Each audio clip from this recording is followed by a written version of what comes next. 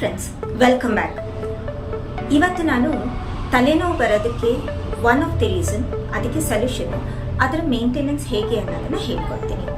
ಮೇಯ್ನಾಗಿ ಡಿಹೈಡ್ರೇಷನ್ ಆದವಾಗ ಕೂಡ ನಮಗೆ ತಲೆನೋವು ಬರುತ್ತೆ ಅನ್ನೋದನ್ನು ನಾವು ತಿಳ್ಕೊಂಡಿರಬೇಕು.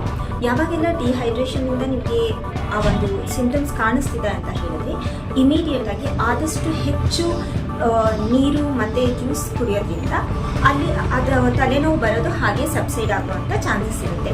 ಇಲ್ಲ ನೀವು ರೆಗ್ಯುಲರ್ ಆಗಿ ಆ ಥರ ಒಂದು ಪ್ರಾಬ್ಲಮ್ನ ಫೇಸ್ ಮಾಡ್ತಾ ಇದ್ದೀರಾ ಅಂದರೆ ಅದಕ್ಕೆ ಆಕ್ಯುಪ್ರೆಷರ್ ಪಾಯಿಂಟು ಬೆಸ್ಟ್ ಸೂಟಬಲ್ ಯಾವುದು ಅಂತ ಹೇಳಿದ್ರೆ ನಮ್ಮ ಮಿಡಲ್ ಫಿಂಗರಲ್ಲಿ ಟುವರ್ಡ್ಸ್ ನಮ್ಮ ರಿಂಗ್ ಫಿಂಗರ್ ಕಡೆಗೆ ಈ ಲೈನ್ ಇದೆಲ್ಲ, ಈ ಪರ್ಟಿಕ್ಯುಲರ್ ಪಾಯಿಂಟು ನಾವು ರೆಗ್ಯುಲರ್ ಆಗಿ ಪ್ರೆಷರ್ ಕೊಡೋದ್ರಿಂದ ಒಂದು 3 to 5 minutes ಪ್ರೆಷರ್ ಕೊಡೋದ್ರಿಂದ ನಮ್ಮ ಬಾಡಿಲಿರೋ ಫ್ಲೂಯಿಡು ರೆಗ್ಯುಲರೈಸ್ ಆಗೋದಕ್ಕೆ ಮತ್ತು ಬ್ಯಾಲೆನ್ಸ್ ಆಗೋದಕ್ಕೆ ಹೆಲ್ಪ್ ಮಾಡುತ್ತೆ.